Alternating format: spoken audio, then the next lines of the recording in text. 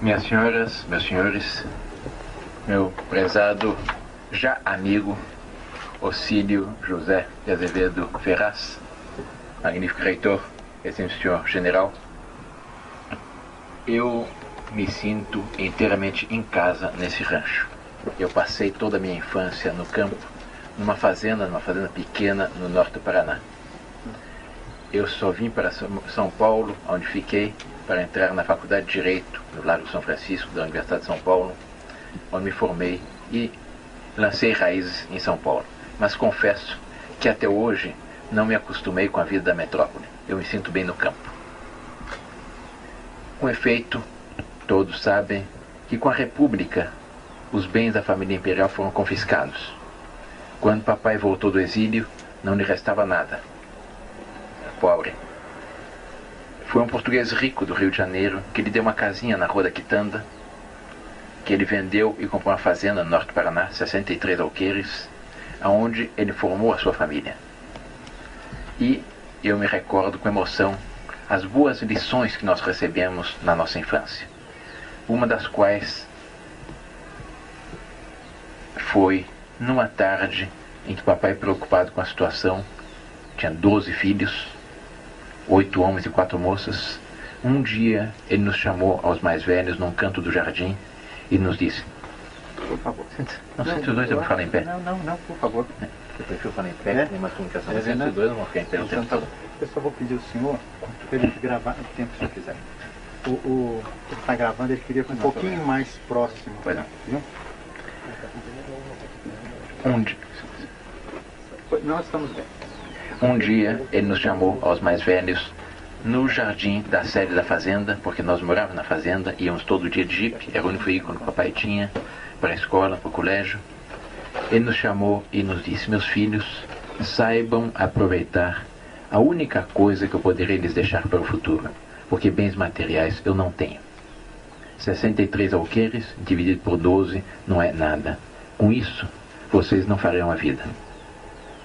Mas eu tenho algo que vale incomparavelmente mais do que os bens materiais. E isso eu posso lhes deixar.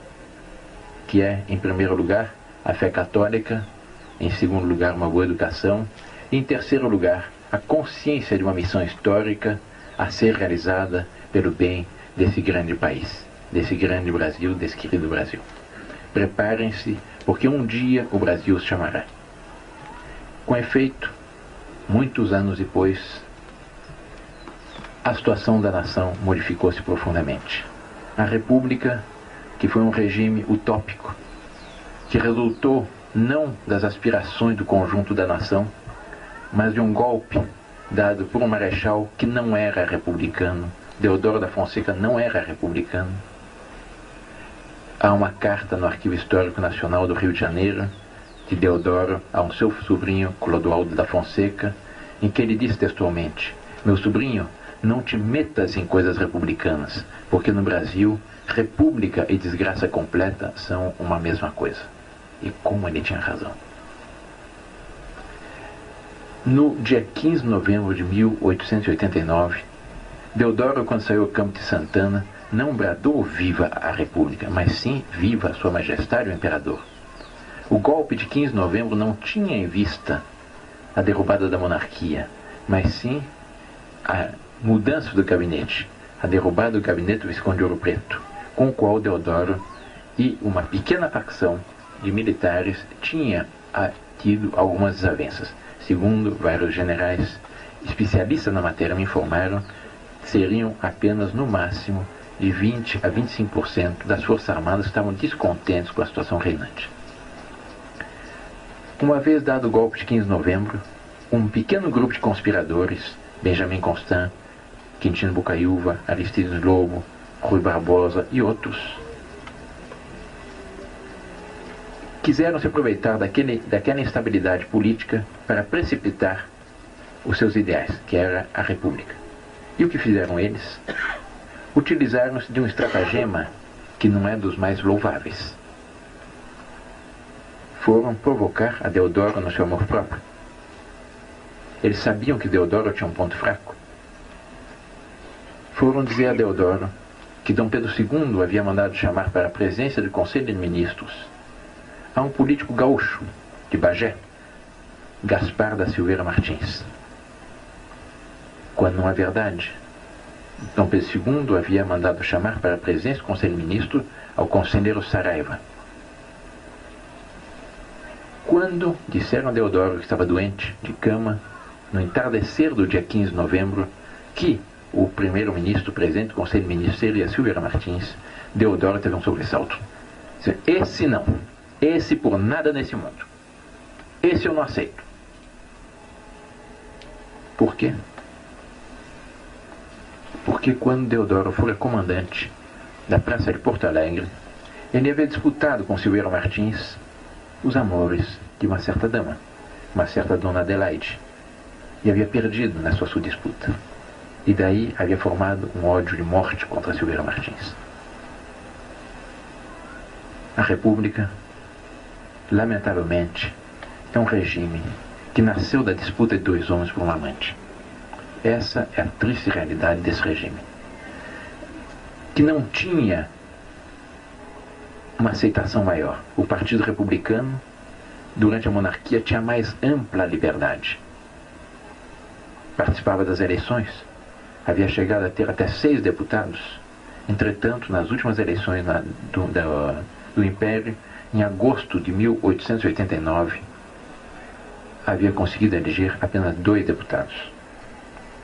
Não havia uma aspiração da nação pela República. Pelo contrário, Dom Pedro II era queridíssimo. A princesa Isabel era venerada pela nação inteira pelo seu gesto de libertar os escravos. De tal forma era forte o prestígio de Dom Pedro II, a influência dele, que logo depois de assinado o decreto de proclamação da República, redigido por Rui Barbosa, estabeleceu-se um primeiro impasse entre os conspiradores. E agora o que fazemos? Quem vai dizer a Dom Pedro II que ele não é mais imperador, que ele está preso? Eu não me recordo bem se foi o Benjamin Constant ou Quintino Bocaiúva, que voltou-se para Deodoro e lhe disse: vai você que o conhece bem. Com efeito, Deodoro era muito amigo de Dom Pedro II. Deodoro era órfão e foi Dom Pedro II que pagou todos os seus estudos, que patrocinou a sua formação e todo o início da sua carreira militar. E Deodoro tinha uma dívida de gratidão com relação a Dom Pedro II. Deodoro, quando lhe foi dito isso, respondeu: eu não. Porque se eu for, o velho chora, e eu choro também, e aí está tudo perdido. Incumbiram o Major Solon de ir comunicar a Dom Pedro II que ele estava preso, que ele estava destituído preso, e que ele deveria seguir para o exílio. De fato, logo depois da proclamação da República, tinha havido uma outra discussão entre eles. O que fazemos com Dom Pedro II? Houve quem propusesse que ele fosse executado. Deodoro também disse: não, isso não. Porque de fato Deodoro tinha essa dívida de gratidão com Dom Pedro II.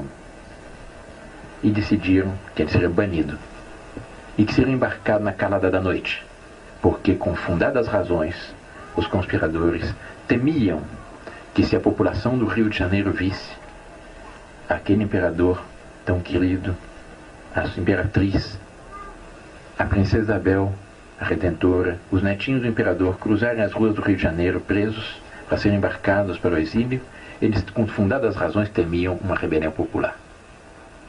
Embarcaram a Dom Pedro II na calada da noite. E uma vez a bordo, Dom Pedro II recebeu um emissário de Deodoro, que vinha apressadamente com uma mensagem daquele que o havia deposto. Deodoro sabia perfeitamente que Dom Pedro II não havia tido outra preocupação em seu longo reinado. Ele foi 58 anos imperador de direito do Brasil, 48 anos de direito e de fato. Durante esses 48 anos que ele esteve efetivamente na chefia da nação, ele não havia tido outra preocupação a não ser o bem-estar de todos os brasileiros. Ele não havia economizado um vintém sequer. Ele ia para o exílio literalmente com a roupa do corpo. E Deodoro sabia disso.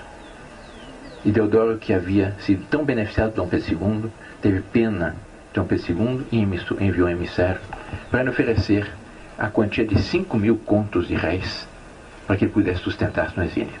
Era uma bela fortuna. Equivaliam a 4,5 toneladas de ouro. Dom Pedro II, ao receber o emissário Deodoro e ao receber esse oferecimento, perguntou ao emissário Deodoro: mas de onde vem esse dinheiro? Lhe foi respondido: do Tesouro Nacional, por ordem de quem? Do Marechal de Campo Deodoro da Fonseca. Isso foi votado pelo Parlamento, não apenas uma ordem do Marechal Deodoro da Fonseca. Então eu não posso aceitar, porque nem Deodoro, nem nenhum brasileiro tem o direito em tocar nenhum vintém do Tesouro Nacional sem a aprovação do Parlamento. Que exemplo de dignidade, de abnegação nos deu esse grande brasileiro no momento de partir para o exílio. Ele seguiu pobre. Alguns dias depois de desembarcar em Lisboa, faleceu sua esposa, a imperatriz Dona Teresa Cristina. Ele não tinha sequer dinheiro para pagar as exéquias de sua esposa, os funerais de sua esposa. Mais uma vez foi um português rico que teve pena dele e que pagou aos funerais de sua esposa, da nossa imperatriz. E ele mesmo veio a falecer, varado de saudade, cercado de prestígio, num hotel de segunda categoria em Paris, 2 anos depois. Era tal o seu prestígio daquele grande imperador, daquele que é considerado como o maior de todos os brasileiros, daquele que nenhum brasileiro digno desse nome é capaz de ver um quadro, um busto, sem ter um movimento de veneração, de respeito, como se tem diante de um quadro de um bom avô, daquele que não havia trazido do Brasil nada a não ser um punhado de terra brasileira, porque ele não queria recostar sua cabeça sobre terra brasileira no momento de entregar sua alma a Deus. Era tal o seu prestígio que o governo francês, republicano, lhe conferiu exéquias de chefe de Estado. 300.000 franceses seguiram ao cortejo fúnebre do nosso imperador. Todo o corpo diplomático acreditado em Paris compareceu. Todas as cortes europeias enviaram representantes. Só faltou um embaixador. Não preciso dizer qual. E o governo da República protestou junto ao governo francês. Como conferir a exéquia de chefe de Estado a quem não é nada no Brasil? Essa é a trágica história da República. Essa é a trágica história de um regime que interrompeu uma caminhada de glória de nossa pátria. Uma caminhada de glória que se fez com as chegadas de nossos primeiros pais portugueses aqui, com as naus de Cabral, com a Cruz de Cristo. Nesse país abençoado, que já nasceu à luz do Cruzeiro do Sul, que teve como primeiro ato de sua vida uma Santa Missa, como primeiro nome de Terra de Santa Cruz. Nesse grande país que foi desbravado pelos bandeirantes, obra magnificamente continuada pelos tropeiros, que são os continuadores da obra de desbravamento dos bandeirantes, interrompeu-se uma caminhada de glória. Interrompeu-se um ciclo histórico magnífico que se consolidou exatamente com a passagem de Dom Pedro I aqui pelo Vale do Paraíba, em direção a São Paulo, com a independência que se difere da independência dos nossos países, dos nossos vizinhos hispano-americanos, porque a nossa independência não resultou de guerras fratricidas, mas sim foi a emancipação de um filho que se tornara maior a conselho do pai. Eu estive há pouco em Santiago do Chile, a convite do almirantado chileno, para proferir uma palestra na Universidade Marítima de Viña del Mar, que seria o equivalente ao ITA aqui para a Força Aérea Brasileira, com relação à Marinha de Guerra chilena. E lá eu ouvi os almirantes chilenos me dizerem: a tragédia de nossa história, diziam eles, chilenos, é que não havia em Madrid um rei com a sabedoria de um Dom João VI, que tivesse preparado a nossa independência, que tivesse garantido a nossa continuidade histórica. As nossas independências resultaram de guerras fratricidas. A do Brasil foi uma independência familiar, a conselho do pai. E como consequência disso, nós rolamos no decorrer da nossa história de tragédias em tragédias e ilusões em ilusões, de panaceias em panaceias, e até hoje não encontramos a nossa identidade. E é por isso que todos eles invejam a perspectiva que o Brasil tem de restaurar a monarquia. Todos eles, teoricamente, são monarquistas. Dizem que a monarquia inegavelmente é superior à república. Dom João VI, quando aqui chegou, lançou os fundamentos de nossa independência. Ele se deu conta que o Brasil já estava maduro para a sua maioridade. Abriu os portos, criou o Brasil, Reino Unido, Portugal, Brasil, Orgaves, fundou o Banco do Brasil, a Caixa Econômica, fundou aquilo de onde deveriam nascer as associações comerciais, as escolas de medicina, a Academia Militar, a Escola Naval. Nunca um rei que quisesse se manter submetido a uma parte do seu território, que o Brasil não era colônia juridicamente, era uma continuação, era o Estado do Brasil, nunca ele teria criado uma escola naval e uma academia militar se não estivesse preparando a nação para sua independência. Fundou o Jardim Botânico, a Biblioteca Pública e tantas outras instituições que nós temos. E no momento de partir para Portugal, contra a sua vontade, porque ele gostava muito mais do Brasil do que Portugal, ele aqui deixou seu filho mais velho, o herdeiro da coroa, Pedro, como príncipe regente. E lhe deu um último conselho. Meu filho, considere que o futuro não está na velha e cansada Europa, mas está nesse país promissor. Mais cedo ou mais tarde, o Brasil será independente. Ponhas tu esta coroa em tua cabeça antes que outro aventureiro faça. E é graças exatamente a esse conselho paterno seguido pelo filho que hoje nós temos no país dimensões continentais, com uma unidade política, territorial, política, social e psicológica admirada e invejada por todos nossos vizinhos. Em decorrência disso, depois nós tivemos uma evolução política com algumas dificuldades no primeiro reinado, com um certo caos durante a regência. Os historiadores dizem que foi uma experiência republicana em plena monarquia, para inaugurar-se no início do segundo reinado, quando um menino de 14 anos e alguns meses assume o trono, Dom Pedro II, em 1841, inaugurou o período áureo de nossa história. Estabeleceu-se um parlamentarismo exemplar, no qual os partidos se alternavam no poder, no período em que não houve uma só interrupção na boa ordem constitucional, graças à espada e à sabedoria de Caxias, a nação pacificou-se e desenvolveu-se. Não houve uma só interrupção na boa ordem institucional no Brasil. Foi o mais longo período de estabilidade política da nossa pátria. Graças a essa estabilidade política, graças a um regime no qual o povo se sentia representado autenticamente, no qual havia uma consonância em torno da pessoa de chefe de Estado, o progresso foi um progresso constante e genuíno. Nós tínhamos, naquele tempo, a segunda armada de guerra do mundo. Nós enviávamos missões militares até a Prússia, que era a nação guerreira por excelência. Nós fomos o primeiro país do mundo a construirmos um encoraçado com proa de aço. Fomos o segundo país do mundo a termos o telefone. 3 anos depois, apenas, dos Estados Unidos, a invenção do telefone foi apresentada em 1876 pela primeira vez, na exposição de Filadélfia, por Graham Bell. Dom Pedro II, exatamente quando lá esteve, por ocasião da independência norte-americana, depois de participar dos festejos oficiais, foi a Filadélfia e visitou essa exposição. E lá encontrou exatamente um pequeno stand de um homem totalmente desconhecido, um certo Graham Bell, que havia inventado um aparelho com o qual se poderia falar à distância. Dom Pedro II, que era um sábio, um cientista, um estudioso, imediatamente atinou da importância que aquele aparelho teria para o futuro do Brasil com as suas distâncias colossais. E fez questão de experimentar o aparelho. Foi Graham Bell várias salas adiante, estendeu-se um fio, e quando Graham Bell dirigiu a palavra a Dom Pedro II, Dom Pedro II, ouvindo aquele conjunto de fios presos numa tábua falar, levou um susto, mais ou menos como se nós ouvíssemos essa moringa começar a falar, e exclamou: "Meu Deus, isto fala!" No dia seguinte, todos os jornais norte-americanos publicaram, em manchete, primeira página: "Meu Deus, isto fala!" exclamou o imperador do Brasil, ao experimentar o invento de Graham.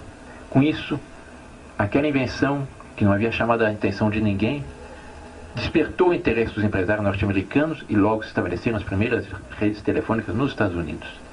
3 anos depois, apenas 1879, já no Brasil tínhamos as nossas primeiras redes telefônicas. O Brasil foi o segundo país do mundo a adotar o selo postal. Nós tínhamos as maiores redes ferroviárias do mundo, das maiores redes telegráficas do mundo. O primeiro cabo submarino que ligava o nosso continente à Europa era nosso. Sob todos os pontos de vista, o nosso progresso era exemplar. Nós não tínhamos inflação. Disse normalmente que o espelho de um regime é a sua moeda. Nós não tínhamos inflação.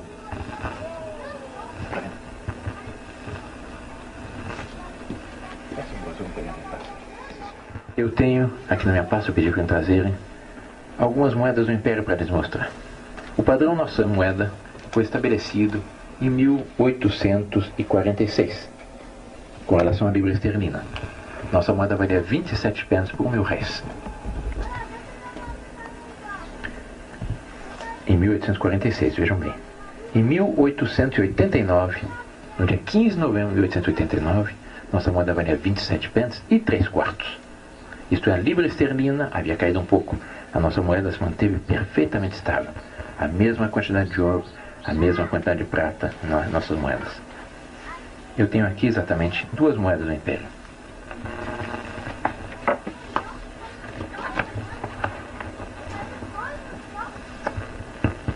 Esta aqui, de 1851, foi a primeira moeda de 2.000 réis que foi cunhada. São 28 gramas de prata pura.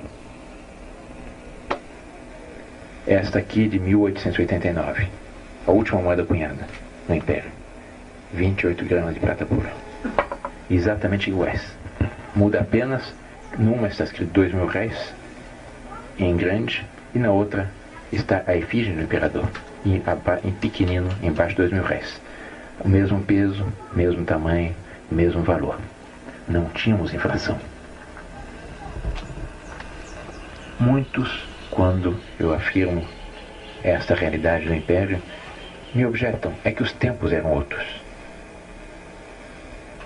Não, é que o regime era outro. Bastou que viesse a República para que nos primeiros 45 dias da República, de 15 de novembro de 1889 até 31 de dezembro, já tivéssemos 11% de inflação. Em 1890, 41% de inflação, em 1891, 50% de inflação, e depois ninguém mais segura a nossa moeda. Hoje nós estamos com inflação de 20, 25, 28, com o risco de chegarmos a 30% por mês. Para terem ideia do que foi a nossa inflação, para fazer um balanço do que foi a República, imaginem, as senhoras e os senhores, um eventual brasileiro que tivesse a quantia fabulosa de 50 bilhões de moedas dessas. Essa moeda valia mais que $1. Portanto, mais de 50 bilhões de dólares daquele tempo. O dólar estava cotado em 1.800 réis, aqui são 2.000 réis.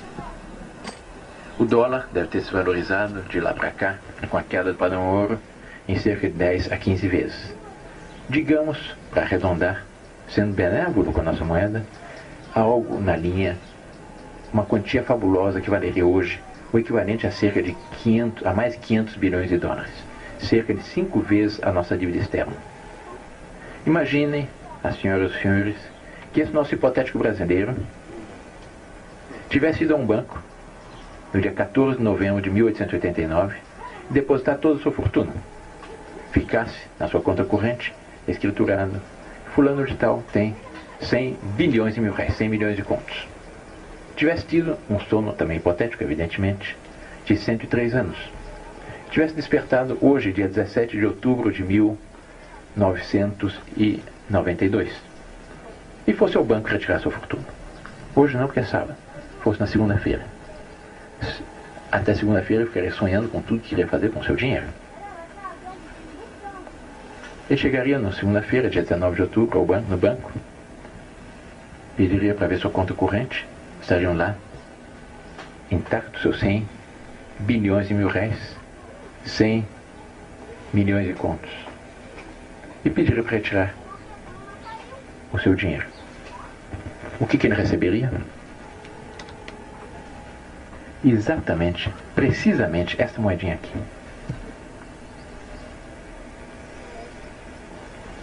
Precisamente essa moedinha aqui. Isso aqui são 100 cruzeiros atuais.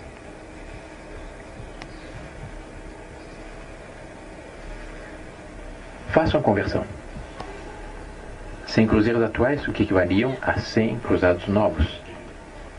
A 100 mil cruzados do início do plano cruzado do presidente Sarney. A 100 milhões de cruzeiros novos do presidente Castelo Branco. A 100 bilhões de cruzeiros do Getúlio Vargas. 100 bilhões de mil-réis, 50 bilhões de 2 mil-réis. Este aqui é o balanço da República. 5 vezes a nossa dívida externa, reduzido a esta moedinha aqui. Essa moedinha aqui que me deram na farmácia há 2 dias atrás, que eu fiz a conversão e cheguei à conclusão desse dado estarrecedor do que foi a desvalorização da nossa moeda provocada pela República. Nós tínhamos na monarquia não só uma moeda estável, progresso, mas nós tínhamos também uma distribuição de riquezas, de renda muito mais justa. Eu tenho aqui também, para lhes mostrar, um outro documento ilustrativo disso. Um documento da República, que está na Revista das Finanças Públicas, Ministério da Fazenda, que traz um quadro comparativo da economia no Império e na República. E traz a escala salarial na monarquia. O menor salário naquele tempo era de 25 mil-réis, um trabalhador manual sem nenhuma especialidade. 25 mil-réis, em valores atuais, é muito fácil fazer a conversão. Uma moeda de 10 mil-réis tinha 9 gramas de ouro puro. 25 mil-réis são 2 moedas e meia. 2,5 vezes 9 dá 22,5. 22 gramas e meio de ouro por mês, o menor salário. Ah, não, você que fez as contas. Hoje daria 1.852.000 cruzeiros. 1.852.000 cruzeiros, um trabalhador manual sem nenhuma especialidade. Logo a seguir, vinha o salário de um servente pedreiro, de carpinteiro e marceneiro. 45 mil-réis, 40 gramas de ouro por mês. Servente pedreiro. 3.335.000. Depois disso, de um escriturário, depois uma professora primária. 67 mil-réis. Eram 60 gramas de ouro por mês. Daria hoje 4.965.000 cruzeiros. Depois um professor secundário, eram 83 mil-réis. Eram 75 gramas de ouro. E hoje daria 6.151.000. Um professor universitário, senhor reitor, 167 mil-réis, 150 gramas de ouro por mês. 12.377.000. Mais ou menos o que ganham seus professores aqui, né?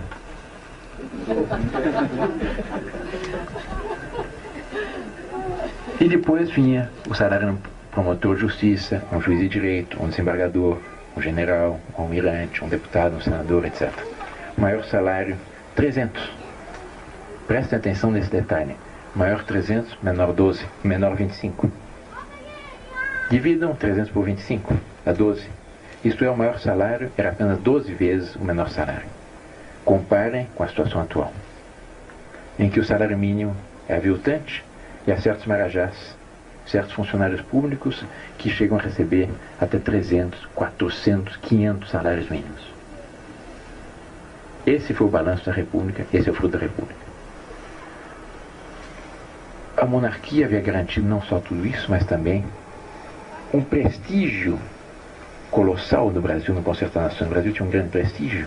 Quando havia uma questão internacional em países pan-americanos, países europeus, era o Brasil árbitro. Numa questão que quase levou aos Estados Unidos à guerra com a Grã-Bretanha, a questão do Alabama, quem foi o juiz? Foi Dom Pedro II. O Brasil gozava de um prestígio enorme no Concerto das Nações. Era tal o seu prestígio que, quando caiu a monarquia, o presidente da República da Venezuela exclamou: caiu a única democracia autêntica da América Latina. E quando caiu, e quando o nosso embaixador da Neo-República brasileira foi comunicar ao presidente da República do Equador que havia sido proclamada a República, no Brasil, que o Brasil finalmente havia adotado uma forma de governo livre, que o povo podia escolher o seu chefe de Estado, o presidente da República do Equador, que sabia o que era uma república, lhe respondeu: Senhor embaixador, Vossa Excelência julga por certo que eu vou felicitá-lo. Entretanto, permita-me uma franqueza. Franqueza que me obriga à nossa triste experiência republicana. Foi a maior asneira da sua história. Porque, com efeito, numa república, o povo não escolhe nada. Numa eleição presidencial, não é o povo que escolhe o seu chefe de Estado.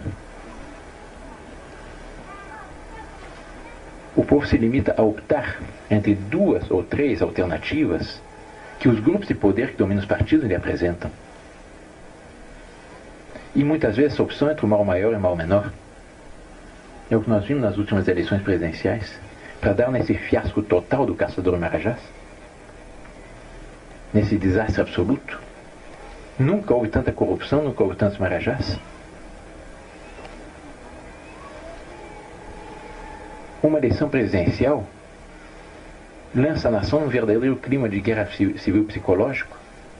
Depois de uma eleição presidencial em que os candidatos se difamam, se insultam, se degradiam, se espancam de todas as formas, é rara uma eleição em que não haja 1, 2 ou muitas mortes, a nação desperta chagada. Mal essas chagas começam a cicatrizar, já começa a disputa pela sucessão. Depois de cada eleição, uma parte está contente, uma parte está aliviada, uma parte está frustrada e outra parte está indignada. Não há um consenso. Psiquiatras norte-americanos, vejam bem, norte-americanos, daquela que é apresentada como a democracia ideal, que na realidade não é democracia, é plutocracia, é oligarquia, têm feito estudos muito interessantes a respeito de um problema que eles são forçados a constatar, que são as consequências sobre o equilíbrio psíquico do conjunto da nação das sucessivas eleições presidenciais. E eles chegaram à conclusão de que as sucessivas eleições presidenciais trazem um fator de desequilíbrio no equilíbrio psíquico do conjunto da nação, da opinião pública daquela nação, dos habitantes daquela nação, semelhantes aos traumas que traz sobre os filhos numa família, quando os pais, o pai e a mãe se degradiam, se insultam, se dizem todas as verdades na cara e se arrancam os cabelos. As grandes vítimas são os filhos. Numa eleição presidencial, exatamente os candidatos se insultam, se degradiam, lavam toda a roupa suja que tem mutuamente, e com isso, aquele respeito que deveria haver com relação ao chefe de Estado se perde completamente. É um fator de desequilíbrio profundo para as nações. Daí exatamente o caos total das repúblicas. E a grande diferença com as monarquias. Nas monarquias existe um consenso em torno do chefe de Estado, como existe um consenso em torno do pai e da mãe, numa família bem constituída. Nas repúblicas, os presidentes da república precisam estar continuamente comprando o seu apoio. Eles não têm um apoio espontâneo e entusiástico da população. A prova disso é esse loteamento de ministérios que foi feito agora. É a distribuição de cargos primeiro, segundo, terceiro escalão, exatamente para comprar o apoio do governo. Ele não tem esse apoio espontâneo, livre, como existe nas monarquias. Nas monarquias, pelo contrário, é um consenso. Houve uma pesquisa de opinião feita recentemente na Dinamarca, que é uma monarquia, que é sumamente ilustrativa dessa realidade. Essa pesquisa de opinião partia de um pressuposto, de uma suposição histórica. Imaginem que tivesse sido proclamada a República na Dinamarca. Que os candidatos fossem o líder do partido majoritário, o líder da oposição, o principal líder sindical, o principal líder empresarial, a principal atriz de televisão, e assim uns 8 ou 10 personagens conhecidos do panorama político e social da Dinamarca. Entre esses nomes havia um, Margrethe Schleswig-Holstein. 98% dos dinamarqueses, ouvidos nas principais cidades da Dinamarca, indicaram que queriam ter como chefe de Estado a Margrethe Schleswig-Holstein, que é a rainha. E existe um consenso. Na Espanha, em torno do rei da Espanha, a mesma coisa. No Japão, idem. Na Inglaterra, na Suécia, na Dinamarca, na Noruega, em todas as nações. Há um consenso. Ele não depende dos grupos de poder. ele tem as possibilidades de ser exatamente esse juiz supremo. Porque as monarquias, ao contrário das repúblicas, as monarquias são orgânicas, são espontâneas, são naturais. As repúblicas são utópicas, são artificiais. As repúblicas nasceram como? Da elucubração cerebrina de alguns cientistas políticos, o primeiro dos quais foi Platão, que muito antes de Cristo imaginou como seria mais conveniente a estruturação política e social de uma nação, não baseando-se na realidade viva, na boa ordem posta por Deus na criação, mas baseando-se em fórmulas matemáticas. Eu não posso reduzir o meu organismo a fórmulas matemáticas, eu mato meu organismo. Com muito mais razão, não posso reduzir uma nação a fórmulas matemáticas. Uma nação todo rico demais para reduzir-se a fórmulas matemáticas. As monarquias não nasceram em consequência de utopias, mas resultaram da evolução natural e orgânica, pela vontade profunda da nação, pelos usos e costumes, como foi tão bem ressaltado aqui pelo Sr. Ocílio José Ferraz, pela vontade profunda, pelos usos e costumes da nação, que foram modelando, que foram plasmando, a partir daquilo que é a célula básica da sociedade, que é a família, que foram plasmando um tipo de governo sobre a nação, que corresponde profundamente ao natural das coisas, que se vê espelhado na família e que tem como principal vantagem criar na nação a consciência que uma nação, antes de mais nada, é uma grande família com um destino em comum a realizar.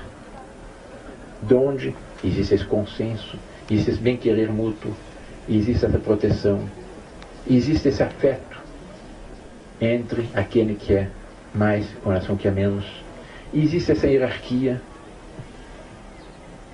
e não diferenças aberrantes. Existe o respeito pelo direito de cada um. É por isso que não há, na história da monarquia, acusação de que tivesse havido tirania. Nunca foi necessário na monarquia uma Gestapo, uma KGB ou uma polícia secreta de qualquer tipo. Pelo contrário, o grau de liberdade era incomparavelmente superior. E assim é em todas as monarquias. Sob todos os pontos de vista, existe esse consenso, esse bem-querer, e com isso a nação progride extraordinariamente. É por isso exatamente que o Brasil foi esse grande país. O Brasil era uma nação do primeiro mundo na monarquia. E é por isso que hoje ainda, se nós formos lançar um olhar analítico sobre o conjunto das nações existentes, nós encontramos o quê? Das 25 nações mais ricas do planeta, 18 são monarquias e apenas 7 são repúblicas. Das 44 democracias plenas, classificadas de acordo com os critérios das Nações Unidas, 31 são monarquias e apenas 13 são repúblicas. E o resto são regimes instáveis que não foram classificados como democracia entre as 180 e tantas nações do mundo. Por quê? Porque exatamente as monarquias correspondem profundamente ao natural das coisas. Procurem observar um pouco a realidade. Procurem analisar um pouco a boa ordem posta por Deus na criação. E vão encontrar o quê? Naquilo que era mais amplo na criação, mecânica celeste. Há sempre um ponto ordenativo, monárquico. O Sol é o astro-rei, em torno do qual gravitam a Terra, Júpiter, Vênus, Plutão, etc. Procura observar o que é de menor, um átomo. Qual é a estrutura interna de um átomo? É uma democracia? Não. É uma micromonarquia? Existe um núcleo em torno do qual gravitam os elétrons? Se nós passamos por reino animal, a mesma coisa. Eu estive agora no centro de apicultura em Pindamonhangaba. As abelhas têm suas rainhas, as formigas têm suas rainhas, o touro no seu rebanho é rei. O senhor que está acostumado com as coisas do campo sabe disso, não há dois touros no mesmo rebanho. Um mata o outro. O leão é rei dos animais. Se nós passamos para a sociedade humana, a família não é eleição para pai, nem para mãe. A família é uma pequena monarquia. A mãe é a rainha do lar, o pai é o rei. E os filhos o que são? São os príncipes herdeiros. É por isso que é tão frequente um pai se dirigir à sua filha e dizer: minha filhinha, vem cá, minha princesinha, vem aqui, me dê um beijo, me dê um abraço. Ou a mãe para o seu filho: meu príncipezinho, faça isso, não faça aquilo. Por quê? Porque são os príncipes herdeiros, são os continuadores daquela estirpe. É o natural das coisas monárquicas. Numa fazenda, o fazendeiro é um pequeno monarca. Ele tem uma parcela da soberania. Ele não tem a soberania plena, mas ele tem uma parcela da soberania. No dia que houver eleição para patrão na fazenda, está estabelecido o caos. Entre os próprios tropeiros, era a mesma coisa. Havia uma liderança natural que se destilava pela capacidade do tropeiro. Não haviam eleições sucessivas para o chefe da tropa. Era algo de orgânico, natural. Isso vai se fazendo de acordo com os usos e costumes, de acordo com o reconhecimento, em função de um consenso. Daí a superioridade. As repúblicas são utópicas. Nasceram prometendo liberdade. E qual foi o resultado? Aquela mesma liberdade que o Partido Republicano havia gozado durante a monarquia, a República se nasceu se dizendo provisória, prometendo um plebiscito. O artigo 6º do decreto número 1 da República prometia um plebiscito. A República pôs os monarquistas fora da lei. Porque exatamente eles temiam esse plebiscito. Eles tinham certeza que se houvesse um plebiscito, eles perderiam. Se houve uma corrente política no Brasil que teve seus direitos cassados durante 99 anos, fomos nós monarquistas. Nós tivemos nosso direito político cassado no dia 23 de dezembro de 1889. Foi o decreto número 85A da República, que os cariocas, com o seu costume por apelido em tudo, apelidaram decreto Rolha. Um decreto que eu tenho aqui, mas que eu não leio em respeito às senhoras aqui presentes, porque é um decreto que se utiliza de palavras de baixo calão na sua exposição de motivos. E nós mantivemos nossos direitos políticos cassados pelas sucessivas constituições republicanas que introduziram a chamada cláusula pétrea, que era um dispositivo constitucional que proibia toda e qualquer articulação visando a modificação da forma republicana de governo, portanto visando a restauração da monarquia. Nós só voltamos a ter a plenitude dos nossos direitos políticos no dia 5 de outubro de 1988, que foi a data da entrada em vigor da atual Constituição. Com 99 anos de direitos políticos cassados. Dos 103 anos de República, mais de 70 anos foi em regime de exceção. Estado de sítio, ditaduras, suspensão de garantias individuais, etc.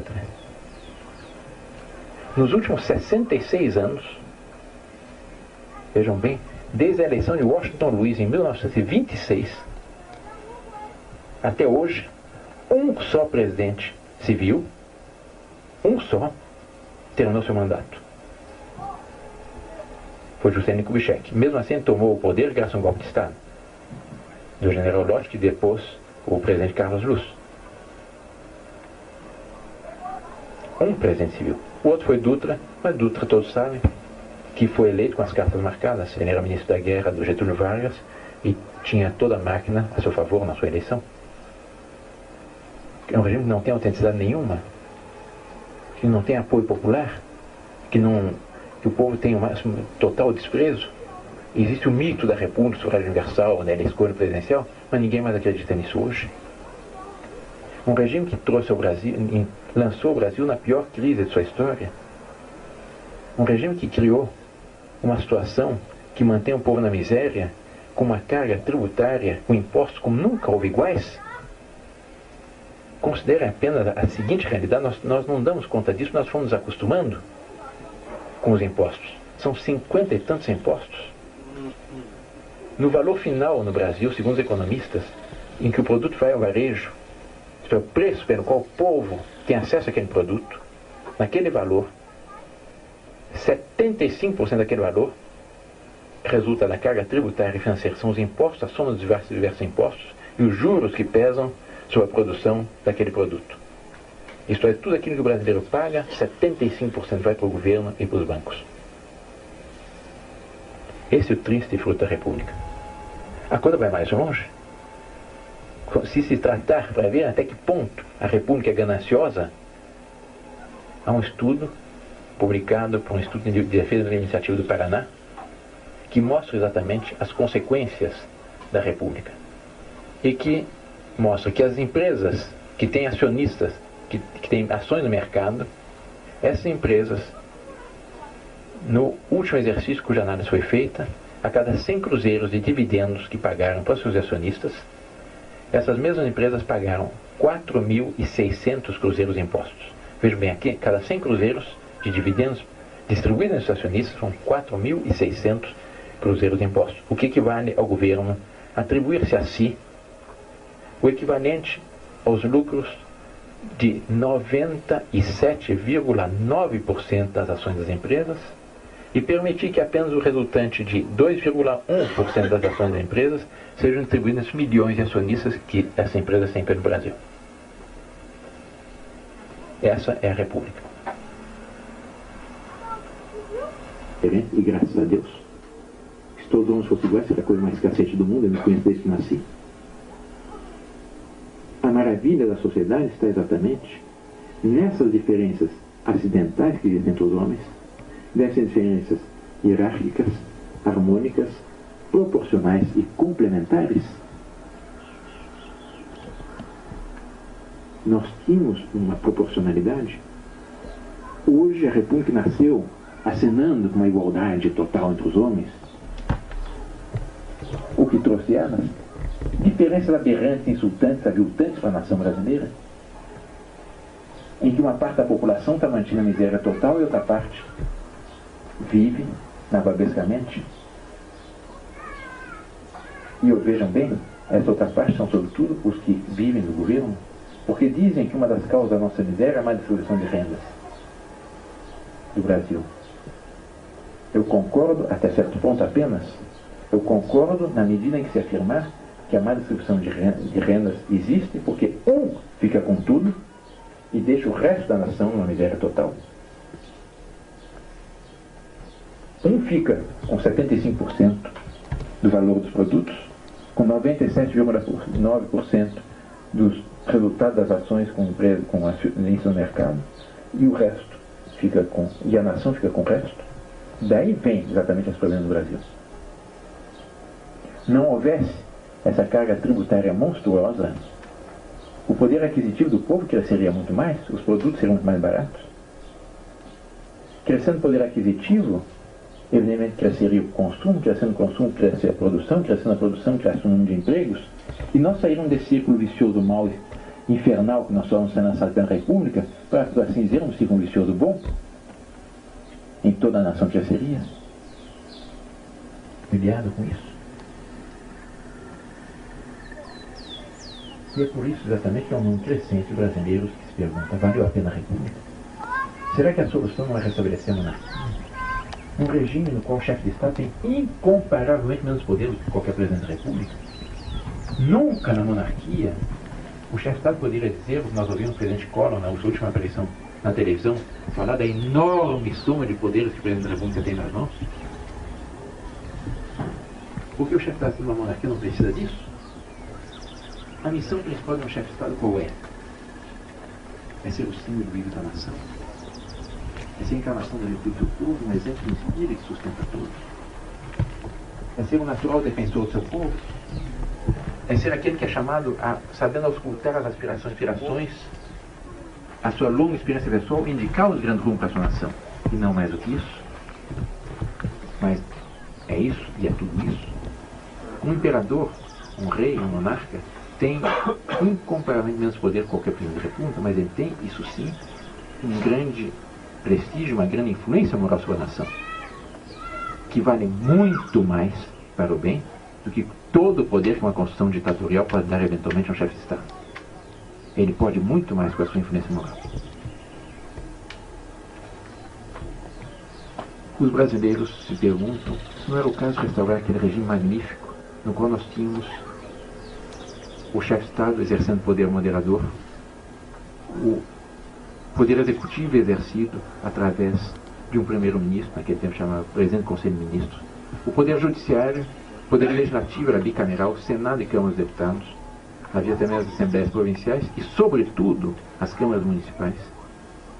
O poder judiciário com a sua autonomia inteiramente assegurada, com a tríplice garantia do juiz, irredutibilidade dos seus vencimentos, irremovibilidade e vitaliciedade.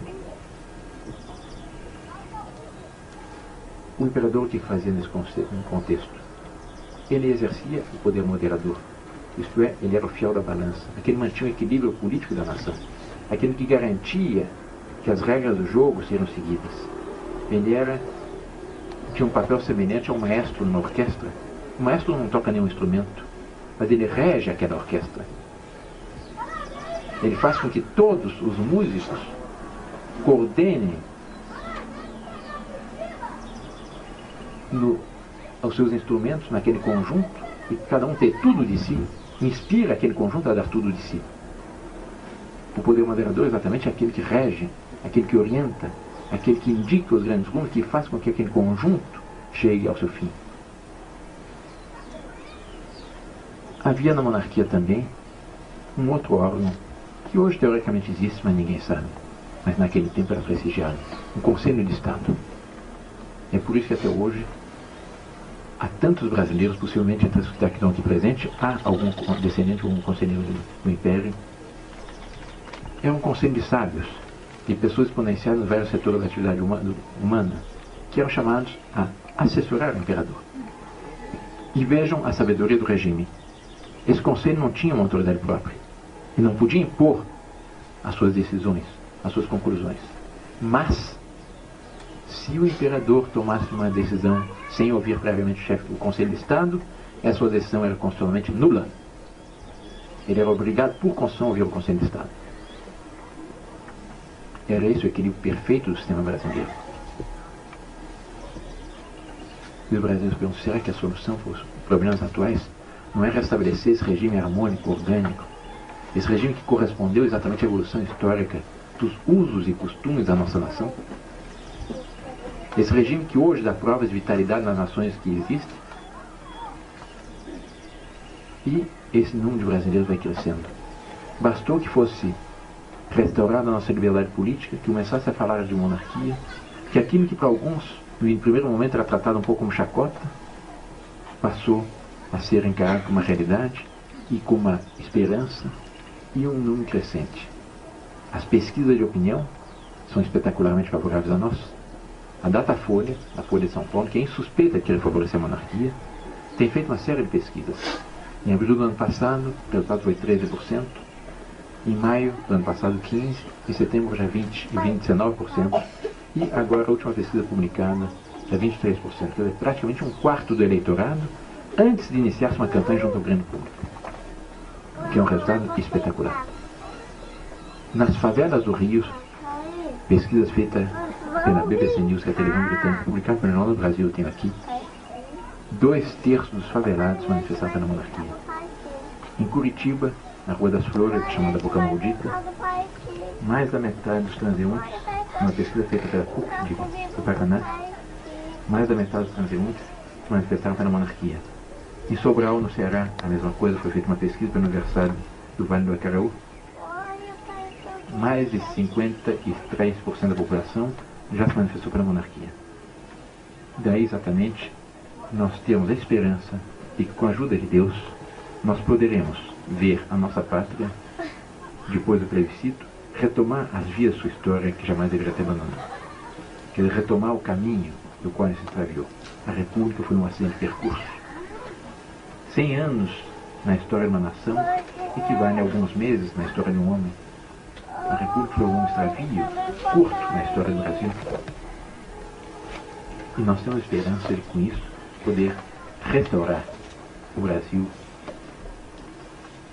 fazer com que o Brasil volte a ser uma nação respeitada, fazer com que o Brasil seja realmente aquela grande potência que ele é chamado a ser, que está nos desígnios de Deus que ele vem a ser, e que está no sonho de todos os brasileiros. Porque os brasileiros têm dado uma prova de sabedoria admirável em meio a essa crise. Nunca o povo sofreu tanto com a situação atual. E o que nós encontramos no povo brasileiro? Ambiente de revolta, saqueios, saques de lojas, queimar automóveis nas ruas? Não. Os brasileiros, segundo uma pesquisa publicada pelo Estado de São Paulo alguns dias atrás, estão procurando na sua história uma lição, uma solução para os seus problemas. E segundo o Estado de São Paulo, numa pesquisa publicada alguns dias atrás, quando se lhes fala de monarquia, o conjunto dos brasileiros vibram com essa perspectiva. É por isso que nós temos percorrido esse grande, esse querido e esse tão sofrido Brasil, nessa pregação para exatamente despertar essa esperança, para que nós nos unamos todos numa união sagrada, nessa grande epopeia, para construirmos o Brasil de nossos sonhos.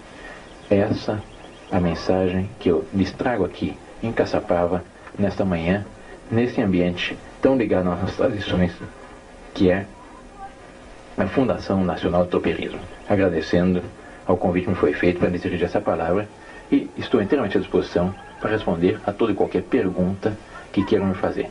Eu tenho insistido muito, a característica principal da monarquia é que na monarquia a nação é uma grande família. Nós estamos numa crise, nós estamos num momento difícil, o Brasil está procurando soluções, vamos fazer um conselho de família, vamos trocar ideias, pergunte o que quiserem, manifestem suas perplexidades, suas dúvidas, suas objeções, livremente, sem receios, para trocarmos ideias sobre isso. Desde o general, o reitor, o presidente da fundação, as senhoras muito especialmente, eu estou inteiramente à disposição para todos, para nos responder qualquer pergunta. Minhas senhoras e meus senhores, muito obrigado.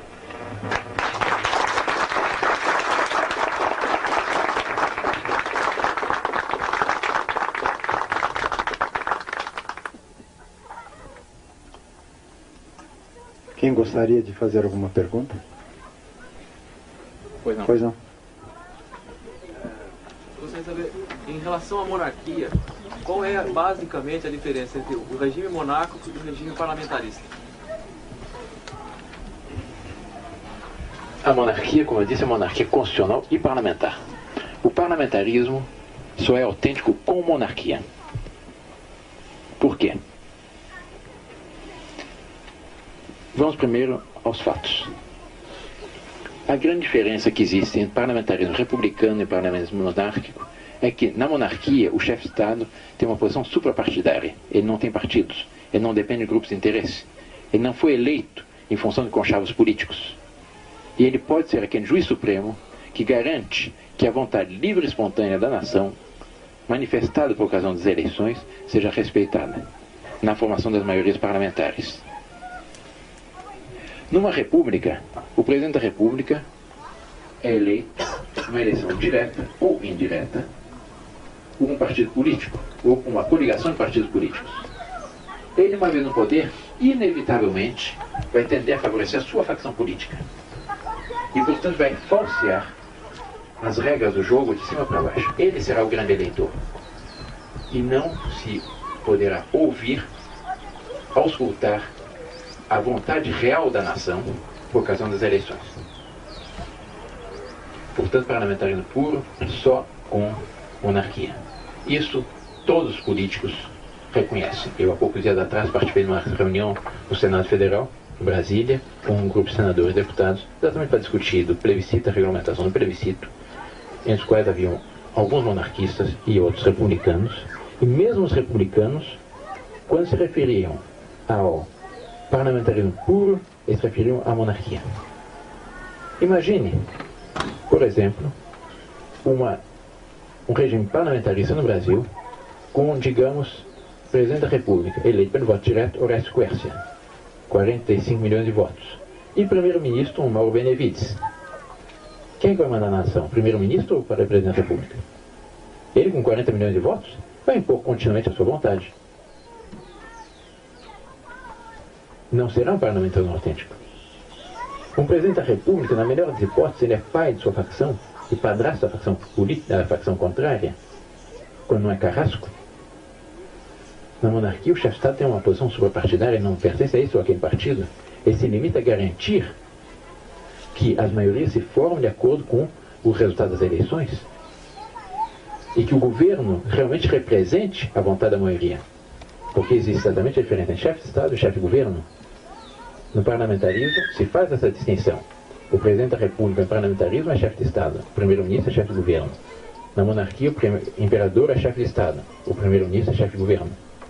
O parlamentarismo autêntico só com monarquia.